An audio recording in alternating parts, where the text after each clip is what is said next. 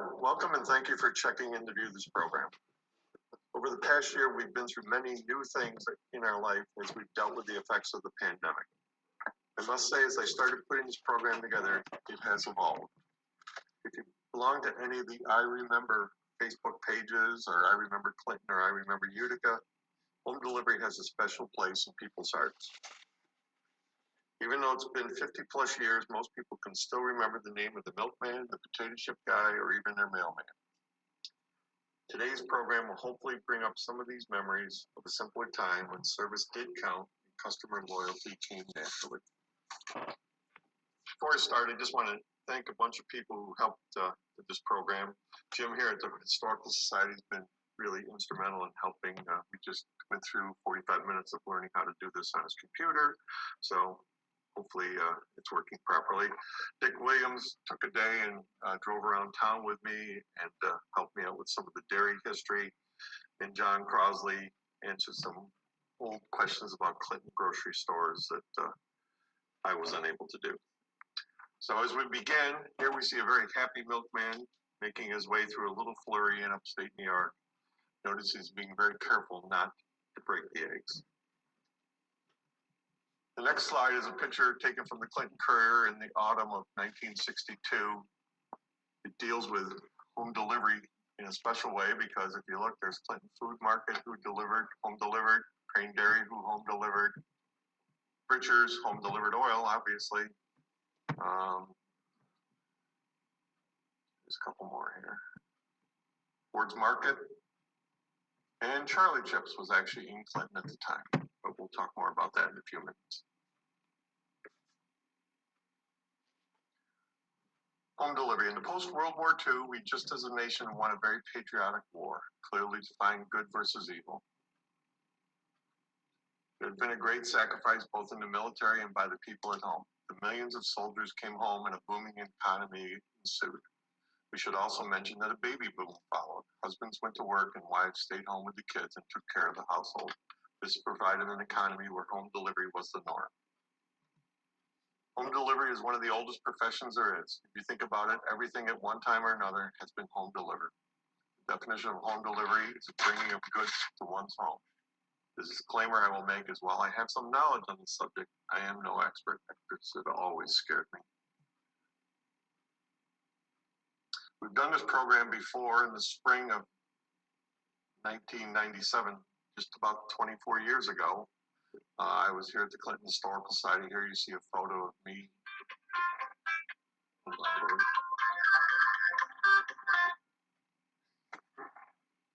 Excuse me. We did not plan for that to happen. In the spring of 1997, I did the program here at the Clinton Historical Society, and at that time we had to lug the bottles and everything here. So it does help to just have some of my background, even though I've said I'm no expert.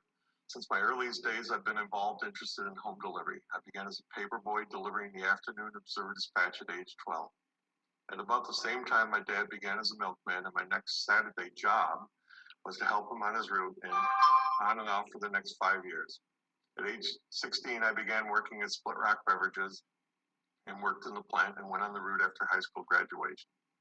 In 1974, I began at Smith's Laundry in Utica and spent almost 20 years there until it burned to the ground in 1992. That was the job that most closely matched my milkman experience. While I did not have to get up at 3 a.m., most of the business in the beginning was home delivery. In 1993, I accepted a position with the Stroman Bakery Company here in Marcy, and after a few years, I moved into management and transferred here in Central New York. I worked my way up through the ranks and retired after 25 years of service as a sales manager in Syracuse and Watertown, and finally at the distribution center in Canastota. And here's some of the brands that I'm sure you're familiar with: Entenmann's, Fryhofer, Stroman, Arnold, and Thomas. While running the Syracuse operation, I did manage a fleet of 30 plus trucks, 30 plus routes. So my route experience from being a child or teenager at least certainly helped with that. So some of the things we're going to explore today about home delivery are soda and spring water, eggs, butter and ice, potato chips, home essentials, peddlers, laundry and dry cleaning, and of course milk. I know it said that I was going to do another program on milk in about 14 months, but we've got to talk about milk. I'm the son of a milkman, so. There are modern forms of home delivery, and this is by no means an exclusive list. During these trying times, a few examples are United Parcel Service, the post office, FedEx, Schwann's Ice Cream and Food. You can get your groceries delivered now. Peapod and Instacart are a couple of examples.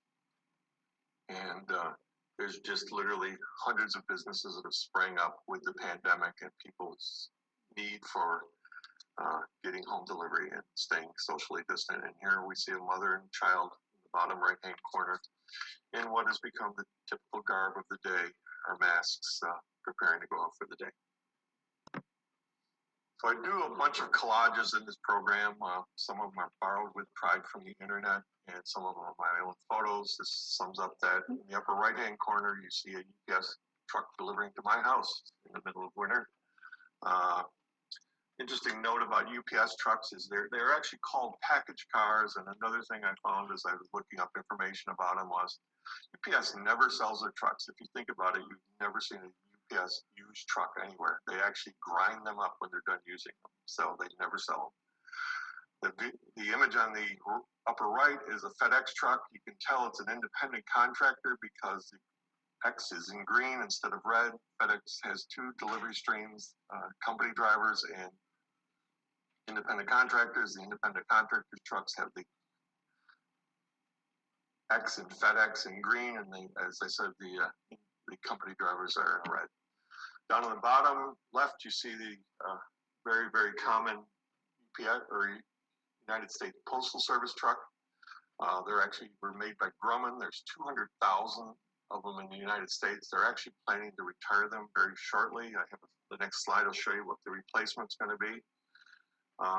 They're the Grumman LLV, long life vehicle. Most of them were made in the late 80s and into the 90s. And if you think about it, they've been on the road a long time. And then in the lower right, I did have a picture, much the same as the UPS truck, taken out our front window of the Schwann's guy delivering to our house, but it was snowing so hard, it was so grainy, so I borrowed an internet photo of a Schwann's truck. And an interesting fact about Schwann's trucks is they were actually, the ones before the ones they have now were actually propane. If you look right here, you can see the propane tank strapped to the side. As a fireman, it always made me not want to pull up and see a Schwann's truck burning anytime. This is the new replacement coming in 2023 for the post office vehicles. They're made by Oshkosh. Now, as a truck and car guy, when I think about Oshkosh, I think about snowplows.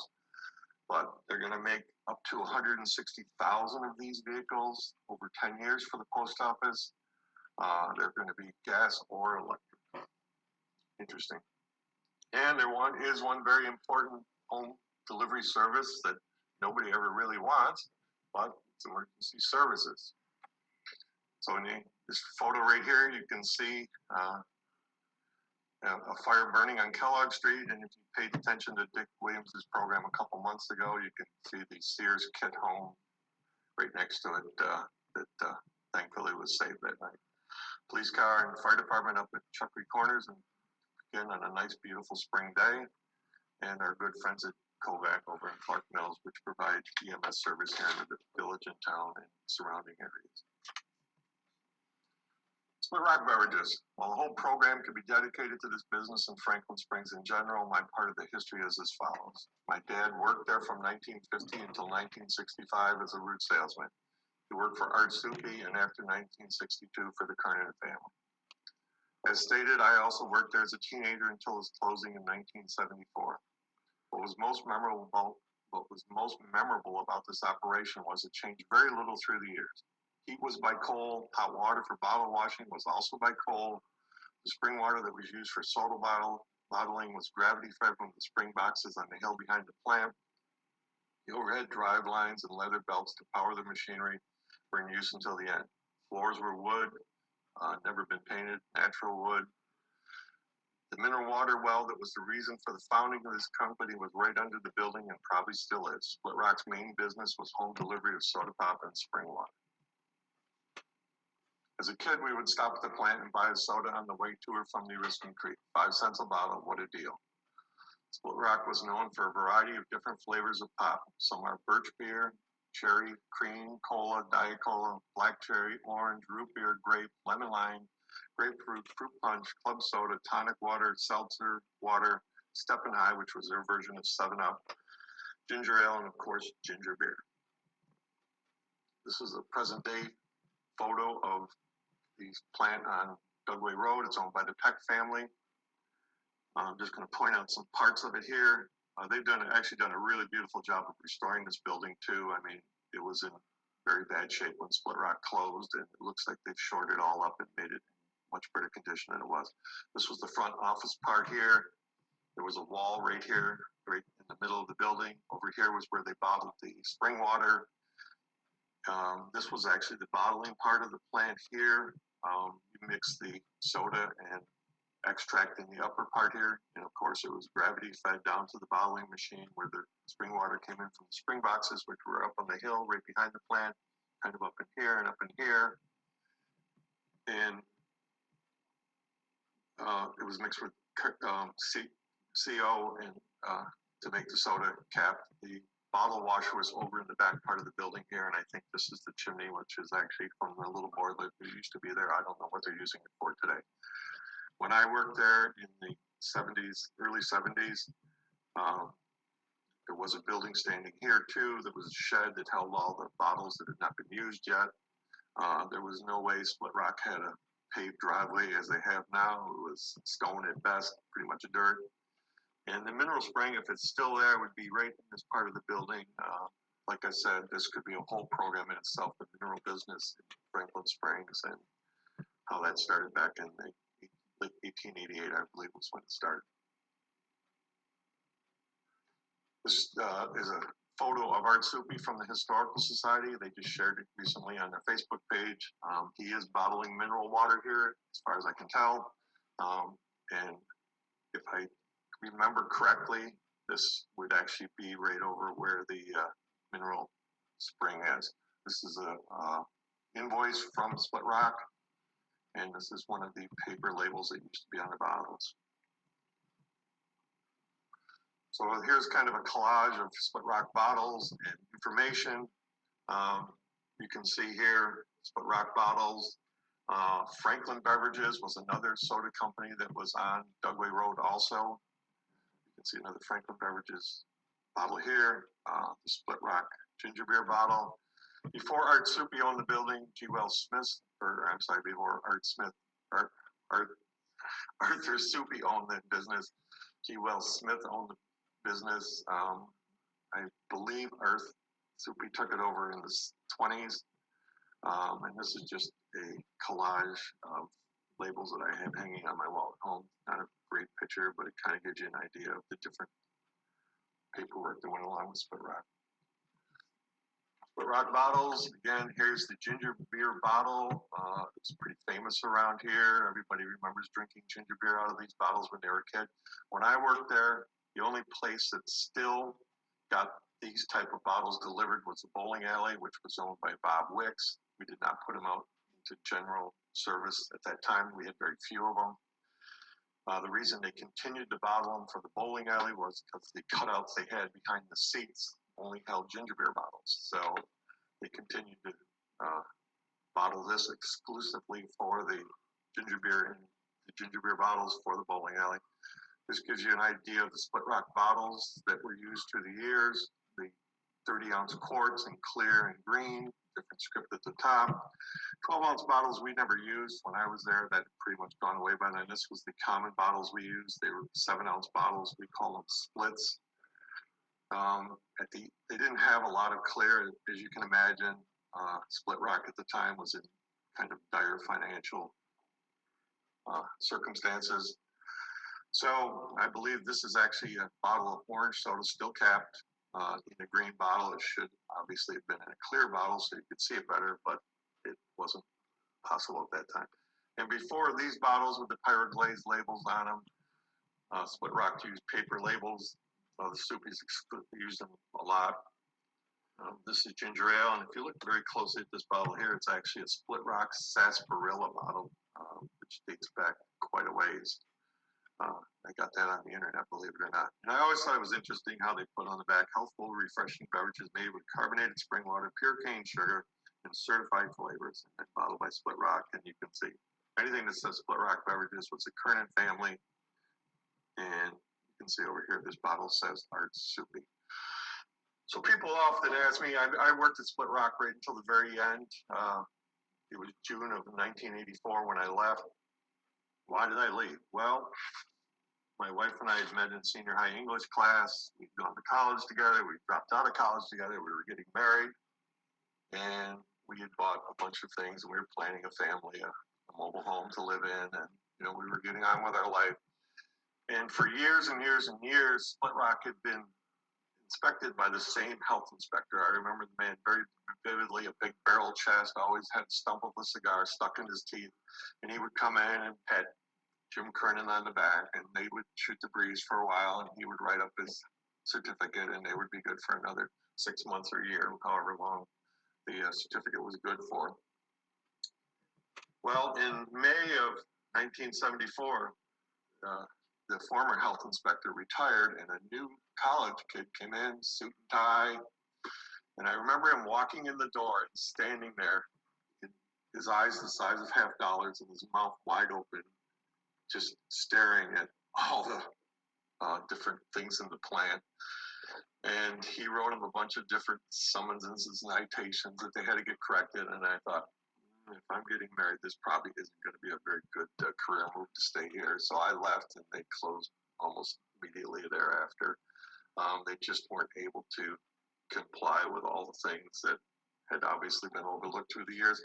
I can honestly say there was nothing wrong with what we were doing. It's just they had not kept up with the progress of the industry, and they were going to get, it was going to cost them a lot of money to stay in business, and they chose not to. So many remember the Charlie Chips man, potato chips. As I said, they did have a depot here in Clinton for a time in the early 60s. He came by every 2 weeks and provided the household with this unique brand of potato chips. Started in 1942, the business quickly grew with the post-war boom. Sadly, it went out of the home delivery business in the early 90s. But you can still get the product in Cracker Barrel stores and online. But here's a couple images that were, again, borrowed with pride from the internet. Shows Charlie Chips man getting out with the familiar metal can. Here's another view of a different Charlie Chips truck, the other side. This is just a collection of Charlie Chips memorabilia I have at my house. This is actually an original Charlie Chips can, because you can tell it has the Charlie Chips information on. This is what you get nowadays if you order online or at Cracker Barrel. They pretty much look the same. They're actually textured the same way the Charlie Chips cans are, but they actually come with Charlie Chips in them that taste exactly the way you remember them. And of course, being a good internet sales organization, they offer you trucks and keychains and other things, which I obviously bought a few. Jewel Tea Company. Started in 1899 in Chicago as one of the many door-to-door tea companies that distributed many items as advertised on their trucks: coffee, fine foods, and housewares. The company quickly grew, and by 1910 they had 400 routes. It really was an early country store right at your doorstep. They also extended credit, and many of the items could be bought on time. Changing buying patterns and households finally caught up with this company, and it ceased operation in 1981. I grew up in Franklin Springs. Our next door neighbor were the Wilkinsons, and I remember Jane Wilkinson had the Jewel Tea guy deliver there, and I was always kind of intrigued when he pulled up because he always had a basket full of stuff to show his wares. And getting a picture of a Jewel Tea truck is kind of hard, but these are some images off the internet. This is an international metro van from, I guess, in the late 40s or early 50s, and you can see the Jewel Tea guy carrying his basket of goodies. This ad here I really like. Dear Mrs. Brown, we're both lucky if you live in one of the communities I serve. And you can see the Jewel Tea guy coming up here with his hat and tie and properly dressed. So as I said, it's hard to get pictures of Jewel Tea trucks, at least where I looked. But this is the Jewel Tea trucks I remember as a kid, light green on top, dark green on the bottom, and then the last paint scheme they had was this more modern orange and white. So ice delivery, ice delivery. In the time period we're talking about post-World War II, most modern homes had converted to an electric refrigerator. I can still remember my aunt calling it the ice box, although we called it the fridge. The two major firms still delivering ice in 1948 were Utica and Copeland Ice Companies. This is a copy, my Bible, if you will, is the 1948 business directory from Utica. I was able to get a copy of that at a flea market years ago. I've used that book a lot for information through the years. It really was when Utica was in its heyday, a population of over 100,000, pretty much in the city limits, although the suburbs were starting to grow. But I like the I like what it says here. It says our post-war plans are to improve our pre-war service. Well, their pre-war service was probably pretty good because most people didn't have ice boxes then. So I don't know what marketing genius came up with that, but most people were converting to refrigerators. So I don't know how their post-war service could be as good as their pre-war service. But I also did for a time have a little ice experience. Fred Shook in Franklin Springs had an ice house, and we used to go pick up ice at the Copeland Ice House over, it was in Clayville then, or we would drive up to Canastota. We actually used two different supply sources. Maybe some of you remember the ice house Fred Shook had just south of his gas station building in the main drag in Franklin Springs. And these are some images borrowed from the internet again. We show an Iceman here chopping off a block of ice. There was actually a song written, Would You Like to Be an Iceman? I don't really know what the music sounds like, but again, Iceman here, Iceman with his horse and wagon, with his tongs carrying the big blocks of ice. And who wouldn't want to be an Iceman with these two attractive looking young ladies mooning over him here? It's kind of interesting to note that this must be a summer picture because he's obviously wearing a rubber suit. If you think about it, carrying ice, I'm sure it would drip all over you, so they did wear rubber suits, obviously. Bread. Bakeries also had home delivery. The most important one in this area is Hathaway Bakery, which was located at 1305 Conkling Avenue, Utica. The company for generations delivered their products to patrons in Utica and the suburbs. This is one of the things, because of the pandemic, I was not able to get as much information on this as I would like. We'll put a bookmark in this, and we'll revisit this in a future program. I will say that many specialty bakeries still deliver today. My son was married a couple of years ago, and it was a huge cupcake order, and they were very happy to deliver that right to our house. So this is a picture of the Hathaway Bakery. It still stands at 1305 Conkling Ave. This is the north side looking south, and this little insert here is the south side looking north. But obviously very much looks like a bakery building. There is one baking company that I do know a lot about, Freihofers. They home delivered really right up until the late 60s in the Albany, Schenectady area.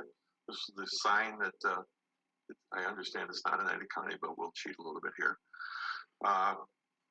They delivered in the Albany, Schenectady area right up until the late 60s. This was the card you put in your window if you wanted the Freihoffer man to stop. These are some images of Freihoffer delivery wagons, early wagons with the horse. And not only did the kids know the breadman's name, but they also knew the horse's name. If you look back in some of the, I looked at the Albany blog, and it's really amazing how much people really remember about the Freihoffer breadman. They used horses right up until the early 60s, Freihoffer did. When Freihoffer and Stroman merged in the early 2000s, we held many meetings at the Schenectady Bakery, and you could still see where the horse stalls had been, where the hay was kept in the bakery, even though it was obviously modified now for the delivery trucks. But this was a later delivery Freihoffer vehicle with the pneumatic tires, the rubber tires. Interesting here is this is actually the cake plant. Not a very good picture of it in the back. It's in Albany, where Freihoffer chocolate chip cookies are made on. So if you have a passion for those, that's where they're made. But they did have this restored wagon in the lobby. Huther was founded in 1913. So for their 100th anniversary, they actually got a nice white horse, which is very similar to this one, and hooked up the wagon to it and pulled it around. And the shorter guy here, his name is Michael Scalzo. He was the vice president of the company. As a sales manager, I actually worked directly for him. A really good person, very knowledgeable about the business. And this is a later gasoline delivery truck that delivered Huther products. They actually did that right up, like I said, until the late 60s, early 70s. Grocery delivery, I promised that I would talk a little bit about grocery delivery. John Crosley was kind enough to provide the information. I'm going to put my cheaters on here to read this. But as a kid, and this is about when I remember, because this is obviously 1964, it's sitting here. Ford's Market was here, Victory Market was here, and the Huther brothers were down here in the block next to the firehouse. I can tell you this picture of the block next to the firehouse was taken after 1964, because this was actually my grandfather's meat market from 1958 to 1964, and they sold out to the Galinsky family, hence the little G market, but pretty much the same sign my grandfather had too. But Ford's Market delivered up until the 70s. Huther's delivered, I think, right up till the day they closed. The Owens brothers down on College Street delivered. And again, this could be a whole other program, grocery delivery, grocery stores, and who knows, maybe in a few years we'll take that task on too. But again, down in Utica, if you look around, there's all kinds of houses, buildings that look like this. This was obviously a corner store. This is on Tilden and that's Pelletary Ave, I believe. But you can tell this is where the store was, the corner door that went into it. It was obviously an addition that was put onto the house. It's interesting to note that in 1948, in Utica, there was 276 mom and pop grocery stores. Again, the population was 100,000 people. There was also 84 meat markets. So if you add those two together, that's over 350 businesses that probably had some sort of home delivery, whether it was just a teenage kid that took the groceries from the store down the block, or some of the bigger ones actually had trucks. I remember them as a kid in Utica driving around delivering groceries. One building that does hold kind of special meaning to me is I was born and lived in the house on Deansboro Road when I was first born. And then for a time, my two brothers followed right after me, so my parents needed more room. So we actually lived in this house on the corner of Sunset and Tracy Ave for a short time, 3 or 4 years in Utica. And we lived in this flat right up here. There used to be a porch here. But this was Zalatan's Market right here. You can kind of see where the picture windows would be. They've obviously converted it into rental apartment space now. But this was Zalatan's Market. What I remember most about that as a kid, we moved to Franklin Springs when I was 6 years old, was obviously 3 rambunctious kids running around up here. She would bang on the ceiling when we made too much noise, so I'm sure she wore a few brooms when we were living there, banging on the ceiling. Diaper service. The post-war baby boom, there was a dramatic need for diapers. This was way before the disposables were thought of. In our house, my mother had the diaper pail. Did not have fond memories of that. It was obviously filled with bleach and very smelly, and didn't want to even know much about it.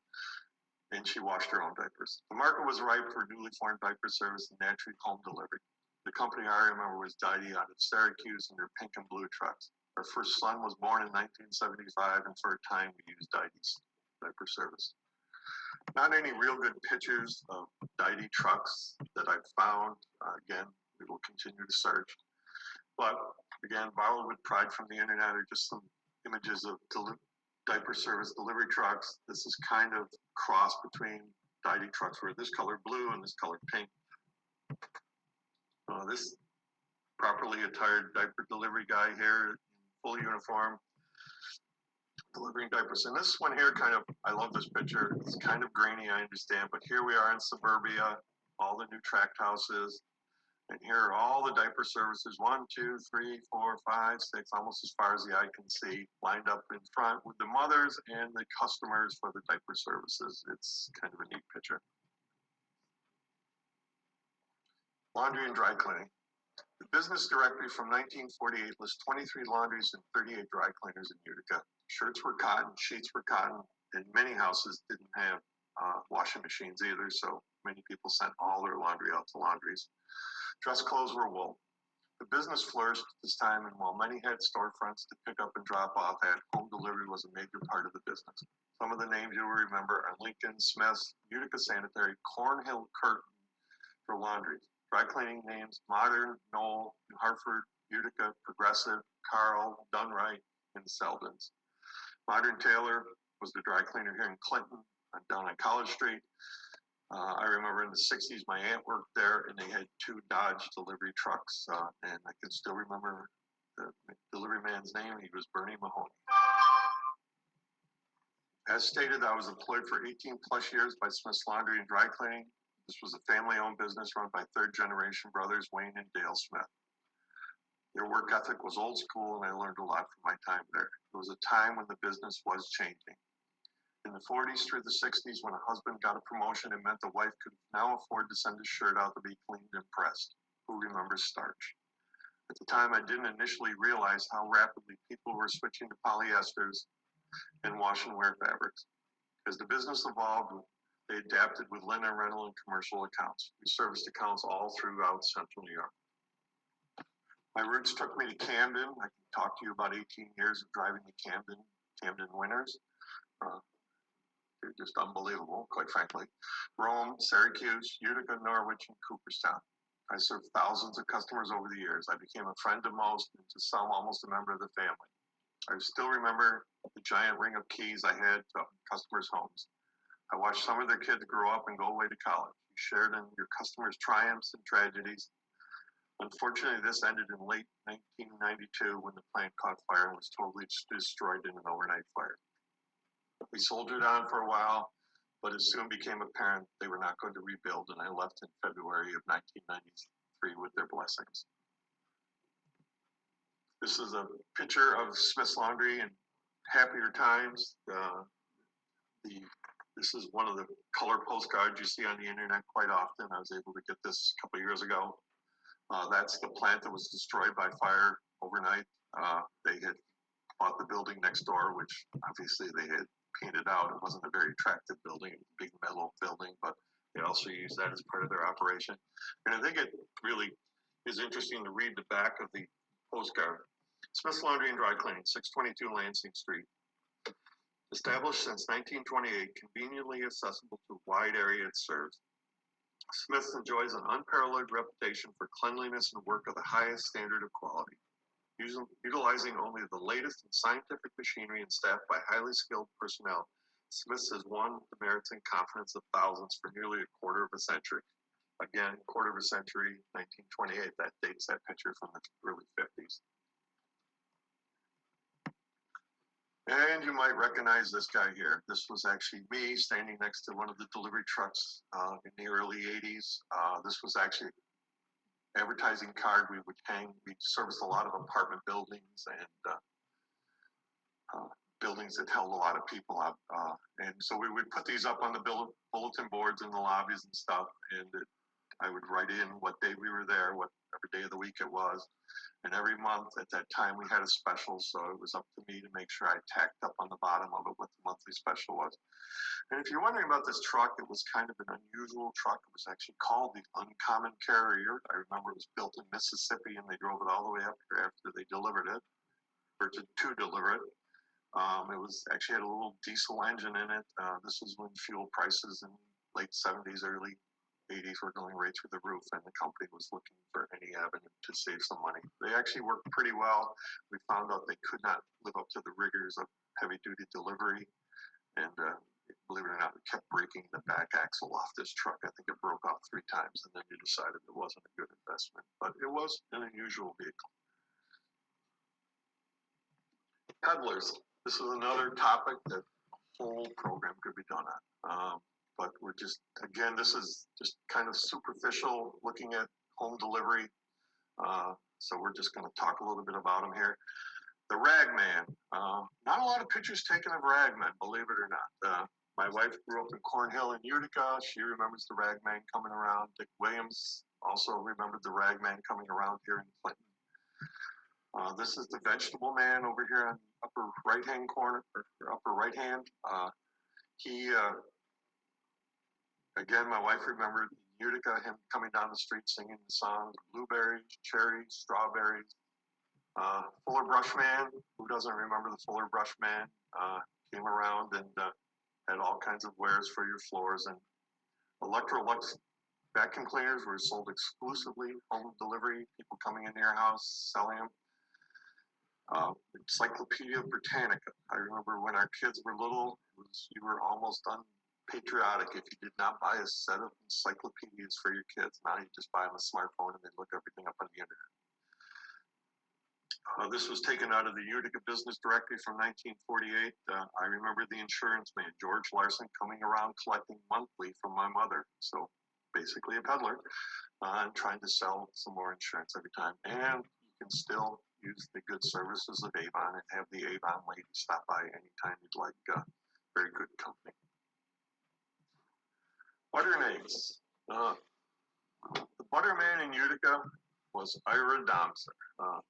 Ran his butter company up on Trenton Road above the Deerfield Firehouse. Got some images here of things I've been able to collect over the year. Ira Domser, butter and eggs, the better butter man. Here's another one. They also sold cottage cheese, and this is kind of an interesting thing here. This is actually a hot plate. They must have given it out to their customers at Christmas time or something. But here's a close-up of it. Ira Domser, the better butter man. And you wonder why I have this in here. This is actually a picture of the Domsers butter and eggs truck in a junkyard up in Colebrook. So you might ask, why did I go out in the middle of winter in Poland, New York, with snow all over the place and take pictures of a Domsers butter and egg truck? Very simple. The guy who had the junkyard was a friend of mine. He told me there was a bunch of old delivery vehicles in there, which really piqued my interest.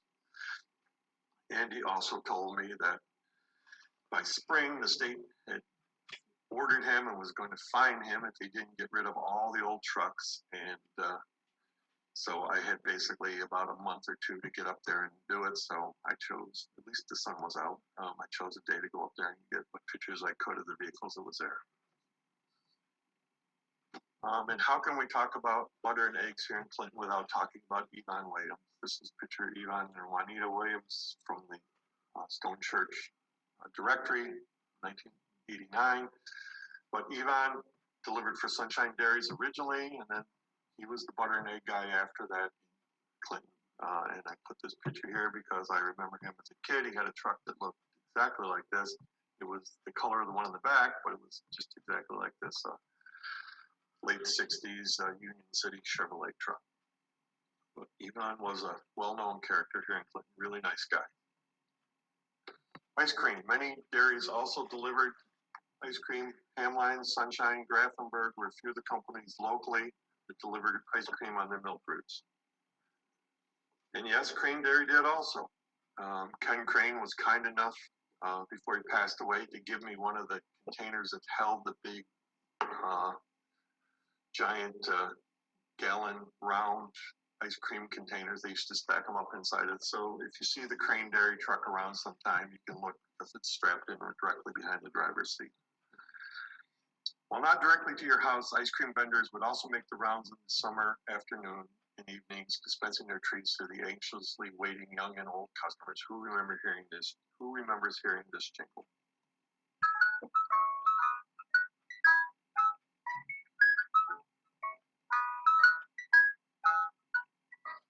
Yes, Mr. Softy. These two pictures here are off the internet of Mr. Softy trucks. We'll stop here in a second. I always wondered if the Mr. Softy man was so tired of listening to this after driving around all night long, and I do have a little story about that too. It stops. It did. But in Utica, there's actually a it's not Mr. Softy, it's Mr. Soft Serve. These are actually pictures taken at the Fast Track on South Utica. And something else is happening here. Just a moment. We're going to shut off the phone here. Technical difficulties, sorry. So Mr. Soft Serve. So apparently he can't call himself Mr. Softy, but if you look very carefully at his New York State plate, it does say Mr. Softy. So apparently he can say Mr. Softy on his license plates. He just can't probably infringe on their patent by saying Mr. Softy on the truck. But talk to him, really early Boyertown truck. You'll see him around. I haven't seen him. I didn't see him at all last year because of the pandemic. I'm not even really sure if he's still doing it, but it was a unique truck. It was taken maybe 3 or 4 years ago. And milk.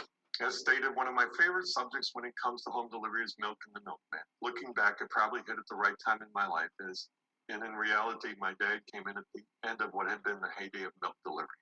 I was the oldest of 4 boys, and it naturally fell to me to help on the milk route as needed. Time heals all. While I have fond memories of my time on the route, at the time it was tough, hard work, frozen hands and feet in the winter, and a lot of sweat in the summer.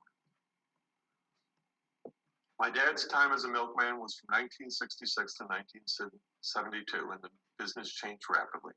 More and more dairy stores opened, households became 2-income, and really a lot of what this says about milk also happened to other home deliveries, so that's kind of why I included here. More and more dairy stores opened, households became 2-income, and most dairy stores use milk as their loss leader to entice customers to their store. This spelled doom to the milkman. Many of the major dairies in the Utica area reduced service, merged, or went out of business completely.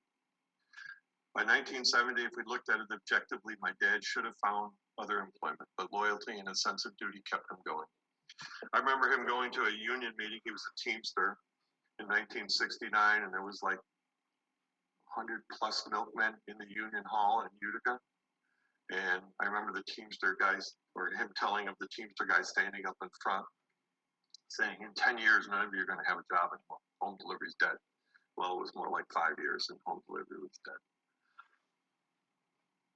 And this was just a stock photo of a milkman delivering his milk, putting dutifully at the door. For years, milkmen delivered 7 days a week, then they went to 6 days a week, giving the milkman Sundays off, and then they went to 3 times a week, Monday, Wednesday, Friday, Tuesday, Thursday, Saturday, and then right at the end with my father's company, they actually went to 4 days a week. My dad actually 3 days a week off because they were just trying to reduce costs. It was obviously a dying business. But when you think about the milkman, you think about how it was kind of a special time when the milkman, here we see a crowd of kids coming to greet the milkman. The reason I put this in is I very seldom went on my father's other route because I would usually work Saturdays with him, but during the summertime, sometimes I would.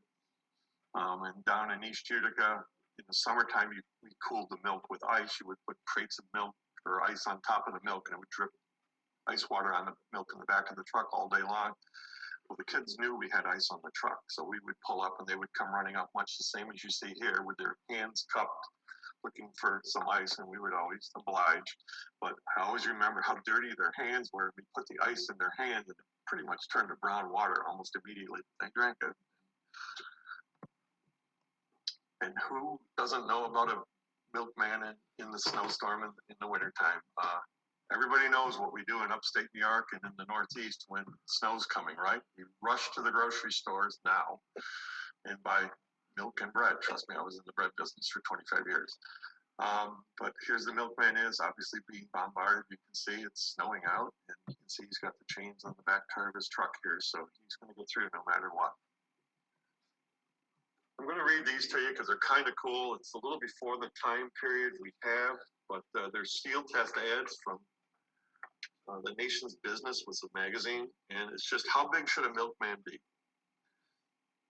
And this really goes not only for a milkman, you can kind of interject for a laundry guy, a potato chip guy, anybody in here.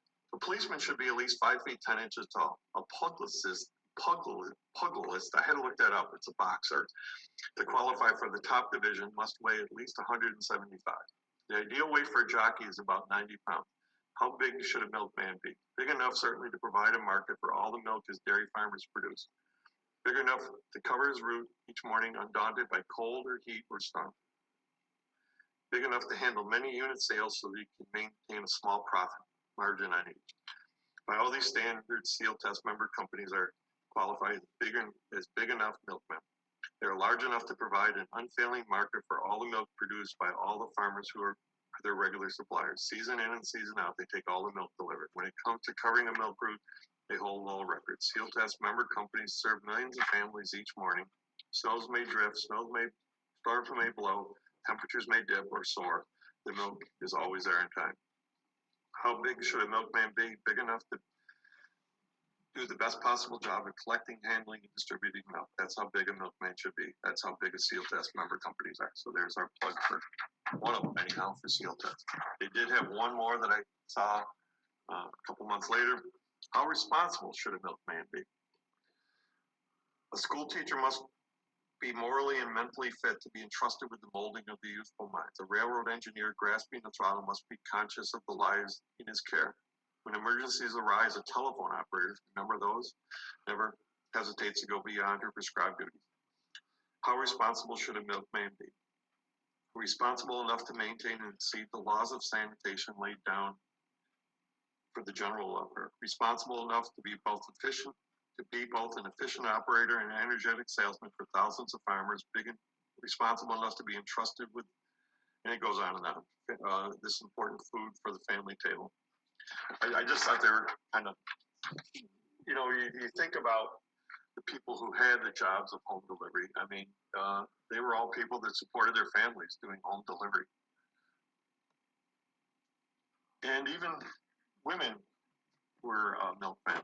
During World War II, with all the men being overseas, a lot of women filled in as milkmen. I know it's a little before the time we said, but this is a young lady delivering seal test milk taken from the internet, and the crack in the pictures has nothing to do with me. It's just what was taken. It's kind of interesting here in Oneida County, Holland Farms, the Pierceman family, their place that dispenses their good goodies down on the Riskin Boulevard, but they were a dairy company first. Marilyn Wilson's mother actually delivered milk for the family, and she was like one of the first female milkmen here in Oneida County. And I can't talk about milkmen without talking about my good friend John Devens. Johnny Devens was one of the last real old-time milkmen here in Oneida County. This is taken from the Utica Observer-Dispatch from January 26th of 1988. How did I know Johnny Devens? Well, I remember Devens Dairy from when I delivered with my dad. He was the competition. We were friendly enough. We waved at him, but that was about it. But when I acquired the South Utica route, every Friday I would run up against Johnny Devens as a laundry guy, and Johnny was the milkman. And he was a Mets fan, and I was a Yankee fan. So during baseball season, we always had something to argue about. But I'm just going to read a little bit about this. John Devens is believed to be the last milkman to make home deliveries, and he hopes to hang on for a few more years. Devens' business was one of two dairies making home deliveries, at least in Utica, until Belvedere Dairy on Eagle Street recently stopped deliveries, leaving him the sole one. Devens was well groomed for a career in the dairy business. He began helping his father deliver milk when he was in the 8th grade, same age I started helping my father, and has been delivering ever since. In the early days, his father operated the dairy on Albany Street. Before that, his grandfather ran a dairy farm on Upper Albany Street. Today, Devens buys milk from Tolpa's Dairy and operates Devens Dairy from his house in Hollingsburg in East Utica, delivering milk in glass quart bottles, another rarity to some 400 customers in the greater Utica area. I'll skip over the bio part of it. The early beginnings, my father operated the dairy before 1900, and I took over in 1950. But I've been working with him ever since. But I've been working with him ever since 8th grade, peddling milk every day before school. What do you like best about the business? I was born and brought up in it, and it gets me outside to meet people. It's nice but hard work. Job disadvantages, no vacation. No one knows the route but me, so I'm lucky. He'd never been sick. What are your work hours? He was actually kind of loafing a little bit because most milkmen, when my dad worked, started at 2 or 3 in the morning. I'm on the road before 6 and through by 2 or 3. And And when do you plan to retire? That's a good question. I hope to hang on for a couple more years. Johnny did hang on for a couple more years. Kind of funny story is in 1997 when I did the program here for the Clinton Historical Society about memories of a milkman's kid, the Oneida County Historical Society asked me to do the same program there. So I went down, and it was under renovation. I had to do it up in the balcony, but there was over 100 people there that day. And I think they actually turned people away. But I was always taught with public speaking, you kind of look over your crowd, you don't really make eye contact because it'll distract you. So I started talking about Johnny Devens, and somebody goes, well, Johnny Devens is sitting right here, and he was. And so we had a good laugh about that afterwards, and we still argued about baseball. And if you remember, milk delivery boxes on the side of the house. These were delivery doors, usually just like this house in West Utica. I think my dad and I actually used to deliver to this house, I'm pretty sure. We did have a customer in South Utica who once a month thought it would be great fun to scare the heck out of the milkman's son. And he would see the truck pull up out front. It was during the daylight hours because obviously milkmen started early in the morning, but we went to about, like Johnny Devon said, 2 or 3 in the afternoon delivering milk. And so I would open this up and put the milk in, and his hand would come out and grab my hand and scare the ever-living you-know-what out of me. And he did it 2 or 3 times before I actually looked, before I put the milk in there. So, and who doesn't remember the milk boxes? There is once the dairy that still delivers. We will talk more about that next year, and I'm hoping they're still in business. They're a very good company, Vernon Dairy. We still have a milk box that sits on the back of our house, and once a week he comes and delivers. But here's a Muller's box and a Borden's box. And the last part of this is just kind of an overview of a couple major dairies here in Utica, maybe to whet your appetite, if you will, for next year's program. But this is a picture of the Borden's plant, which was on the corner of Francis and Tracy Street. The building still stands, although in decrepit condition. It's kind of interesting about this photo. Doug Preston was head of the County Historical Society when they acquired the Russell Rhodes collection of photographs. Russell Rhodes was an insurance photographer in Utica. This picture was taken in the late 40s or early 50s. This shows the Borden fleet lined up on Francis Street. And the building next to where Russell Rhodes was had been damaged by fire, and water ran into the basement and damaged all their negatives. So if you ever saw the original photo of this, it's actually in one of their books.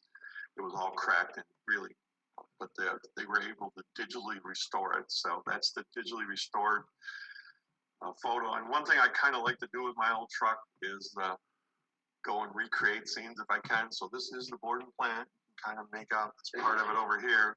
This is my truck parked on Francis Street, right next to it. If I was better at Photoshop, I could reproduce my truck and make it look the same, but it's kind of cool to do things like that. And this is the plant taken over this past winter. As you can see, it's in very tough condition. This part of the building is no longer used, pretty much been abandoned. This is a picture from Tracy Street looking towards Francis. This was where the milk was actually bottled.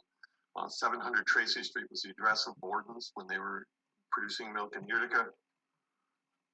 And if you look very closely over the door on the corner, you can still see the Borden's showing through, and who doesn't remember Elsie the cow. Hamline's Dairy in Utica. This is another postcard, which I'm going to read off the back of. Find it. Somewhere. But first, let's look at the front of it. Grade A milk, Guernsey Jersey milk, homogenized vitamin D, goat's milk. That's a new one. We never delivered goat's milk. Non-fat skim milk, buttermilk, churn, light and heavy cream, salad cream, cream cottage cheese, baker's cheese, select extra large eggs, butter, 93 score, chocolate drink, fresh orange drink, and ice cream. As we said, they delivered ice cream and chocolate syrup of their own. And you can see 8 Divcos. I think that's a Ford or a Chevy there, and obviously that's an international lined up.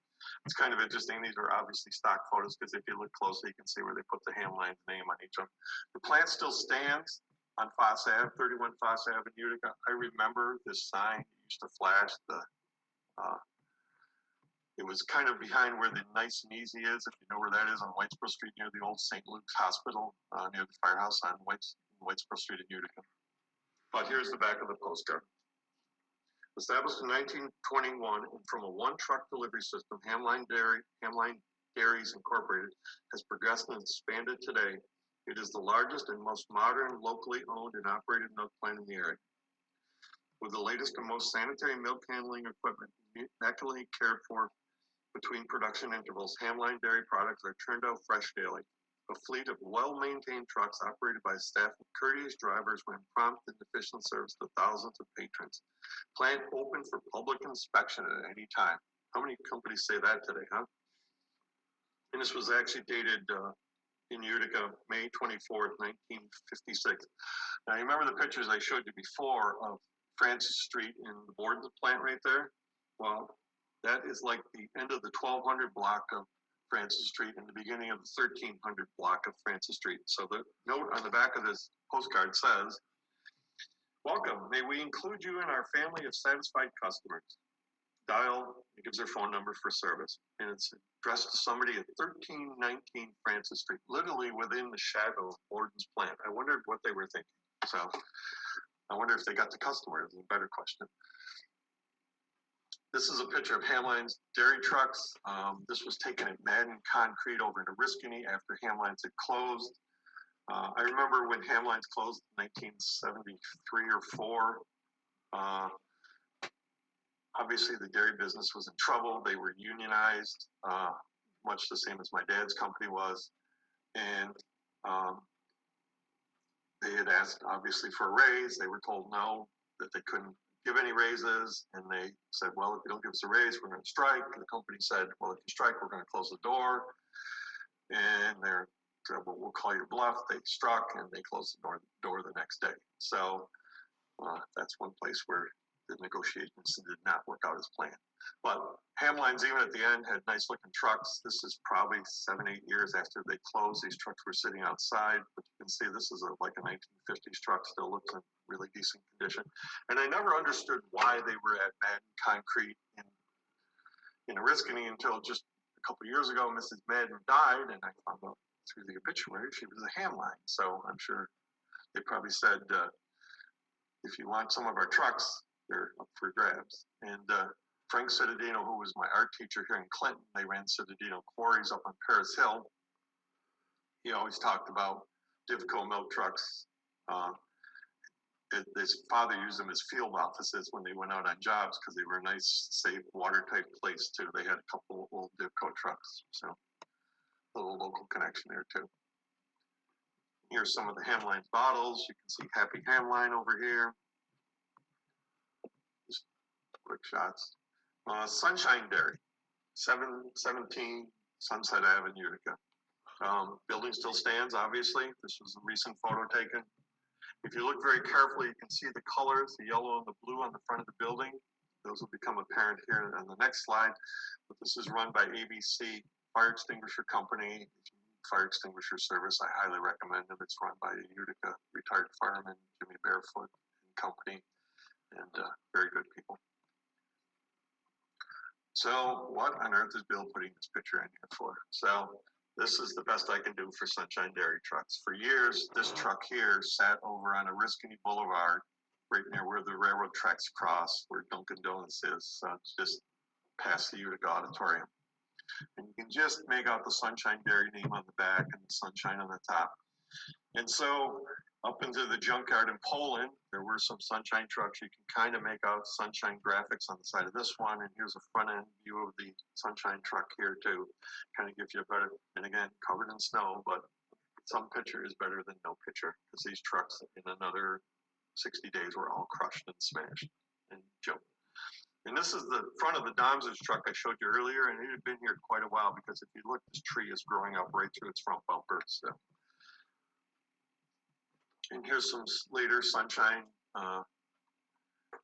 bottles. You can see the advertising for cottage cheese and chocolate milk on the back. You can only imagine the kids sitting at the kitchen table with the cereal box and the milk, half-gallon of milk in front of them. Mom, can we buy some more? Half and half, and I'm sorry, half and half, and chocolate milk. Grafenberg was a big dairy in Utica. This came from the Ken Crane collection. This is kind of cool because they obviously handed down in the middle 50s. Grafenberg had been bought out. You can see over here it says member of Dairymen's League. They had been bought out by Dairy League. But so you got to look at the 28 valuable prizes they were giving away. A 1955 Westinghouse TV, $280. So that sounds like a lot. That's about 5 or 6 weeks' salary back then, I think. 21-inch. This would be black and white. So that's what, $6,000 today, maybe $5,000 today. A Westinghouse electrical range, Westinghouse upright vacuum, a roaster oven, clock radio, and every week they gave a Westinghouse cook and fryer and a Westinghouse steam. For 9 weeks they were doing this contest. And all you had to do was fill this out, and we'll go over more of this next year, but it's kind of cool. It talks about the Grafenberg Dairy Health Inspected cows, purity quality tested, equipment sterilized daily, modern pasteurization, bottles sparkling clean. I would certainly hope they'd be sparkling clean. Look, mono hands, and then clean refrigerated trucks. So just a little bit about my dad's dairies. Robert's Jersey Dairy was on Pleasant Street in Utica. They called it Utica, even though technically it was just south of Mohawk and the Parkway, but it's really New Hartford. It's right where the reservoirs are. It was right in front of the reservoirs on Pleasant Street in New Hartford. The house still stands. The plant has been torn down. But this was a truck. This was taken at the Electric, which stood where Utica City Hall is now on Pearl Street. When they tore down City Hall and did the renovation and put up the hotel, which was originally Sheridan, and now it's a Delta Marriott, I believe. But Robert's only had 4 trucks, so when Doug Preston told me about this picture, he blew it up for me, and to get a magnifying glass, that is actually my dad's truck, because that was he drove number 4, and it was obviously down there getting some service. And here's some Roberts bottles from my collection, where cleanliness prevails.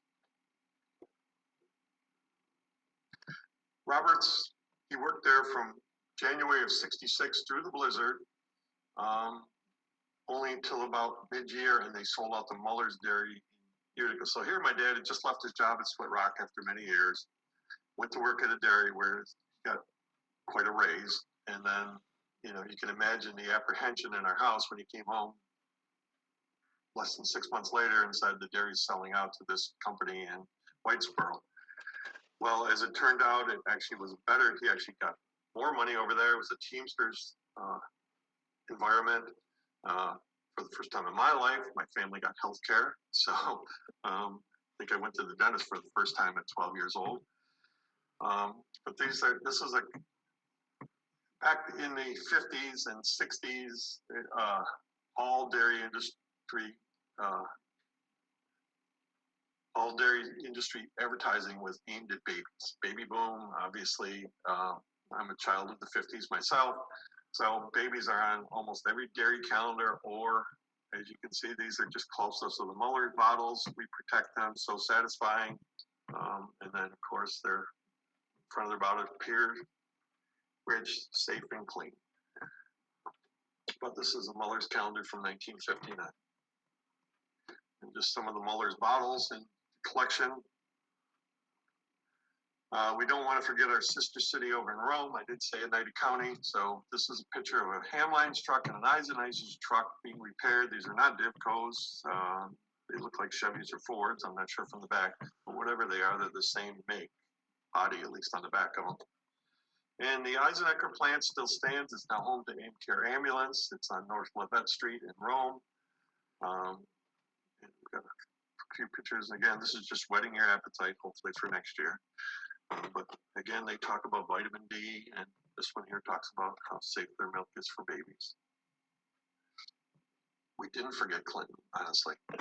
There was a couple milk companies here in Clinton, weren't there? There was the Brady Milk Company down on Kirkland Ave. The house still stands. If you've read Dick Williams' book, he has a nice photo of it in there. But I always thought this was kind of an interesting poster. Grade B raw milk. So not pasteurized, not homogenized, raw milk from tuberculin-tested herds delivered to your door early each morning. Rich in cream, a real savings. George T. Brady, Kirkland Ave. The house was actually across from where Tommy Pavlot lived, right? It's 99 Kirkland Ave, but it's right across the street. It's the last house on Kirkland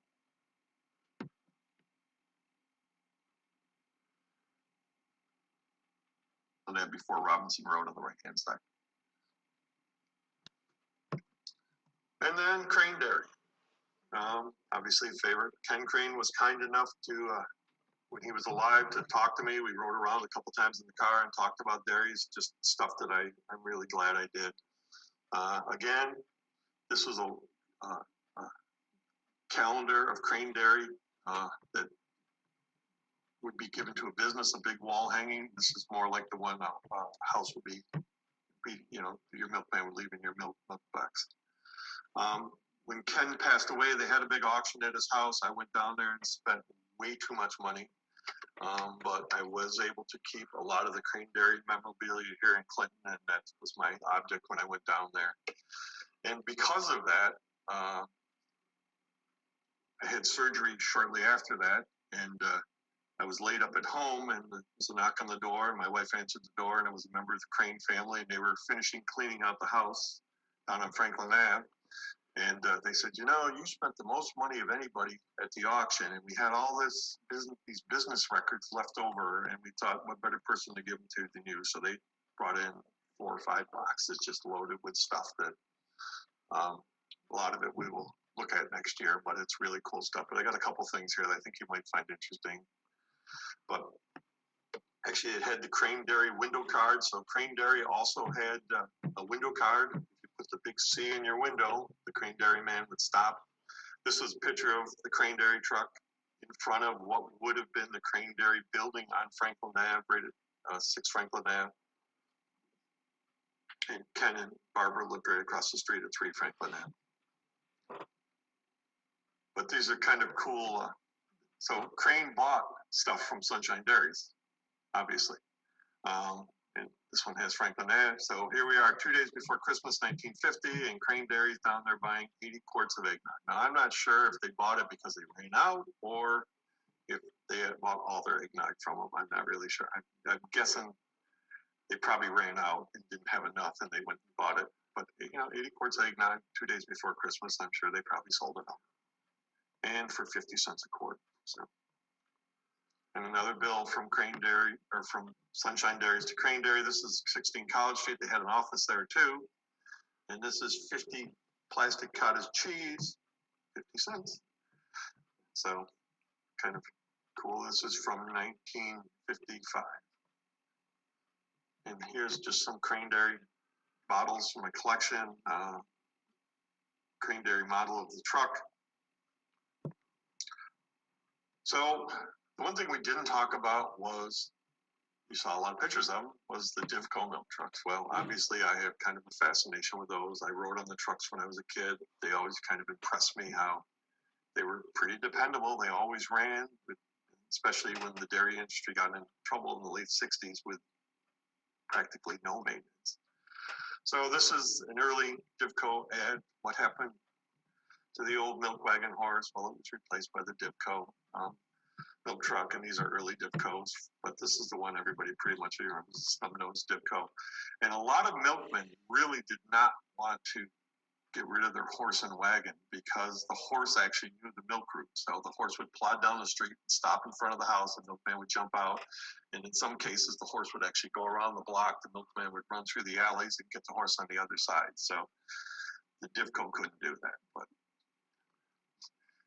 And this is it had 10 years of service, which back in those days was a lot from a delivery truck. But it's kind of interesting. Divco, the reason they failed was because they were tied directly to the milk industry. But here, even here, this is an early Divco ad. Retail milk routes, semi-wholesale milk routes, bakery routes, and bakeries did have them. Ice cream delivery, laundry and dry cleaners, they did have them. Florists, parcel delivery, and department stores. So they were trying to get into the part, you know, the whole home delivery angle. The reason Divcos were so well thought of is because most trucks had a big step. You had to step up into the truck, and this was the first truck that had the walk through. The frame actually dropped down and the floor was level. There was a place here where you kind of see it right there where the drive shaft went through. But as far as getting in and out, it was a very easy step getting in and out. And as I get older, getting in and out of mine, it's easy. Divcos were very dependable, tough trucks. Here we see one wading through some floodwaters out of Massachusetts. And wouldn't we all like to pay 26 cents a gallon for regular and 29 cents a gallon for premium? So that dates the picture right there. So how did I get a milk truck? Well, the first one I got was actually over in a junkyard in Whitesboro. I collected milk bottles first, Oneida County, and I kept reading that, you know, if you're ever going to get a Divco milk truck, you better get one because they're hard to find, and you know they're all disappearing, they're all being crushed. And I thought, well, I know where there is one, so I went over and talked to the guy. They weren't going to sell me the one in the yard because they had made it into a shed. But the wife goes, there's some up on the hill. So the husband and I walked up there, and I walked up and looked at the back of that truck, and I said, well, that's one of my dad's old trucks. It was actually the last one he drove. He goes, how do you know that? And of course the doors are open. I can't really show you now, but it was a little different on the back. And I said, I'll bet you if you walk around the side, it says number 6 on the side. Well, it did. Well, the truck had sat here for 20 years outside. And long story short, he said, if you want the truck, you can get it out of here because it was right down on its frame. You can have it. And so we came back a couple days later. And you can see here, we put air in the tires. Believe it or not, all 4 tires held air after being outside for 20 years. Jacked it up, got a chain hooked onto it. We had plenty of horsepower. My good friend Alan Lloyd up at Chuckery Corners brought a big dump truck. And we yanked and pulled and spun. And finally, we got the thing to move. And we got it loaded up. Here's a motley crew. It's like Murderer's Row. This is my friend. Fireman friend Pete Goodfriend, my youngest son Andy, who now is as tall as I am, and Alan Lloyd. But we got it loaded up. Long story short, 25-year restoration. The truck is on the road, and here's a picture of it. It is still not painted, but it will be painted back in its Muller's Dairy colors. But mechanically, it's 100%. You can drive it. Everything works on it. And here it is where I store them. It's next to the Crane Dairy truck, and this truck here is a whole history of its own too. But I thought that was kind of, so why do I restore Divco milk trucks? I think it's important that we continue the memories, and not only of home delivery, but other things alive. And here's a picture of my middle grandson standing in the Crane Dairy truck at about the same age as I was when I started working on the milk truck. I think he was 12. I'm sure my father would not have let me wear shorts or flip-flops or definitely have purple hair, but he is a musician in a band, so that just comes naturally. Really good kid. So I think that's a good place to end. So I thank you for your attention and time, and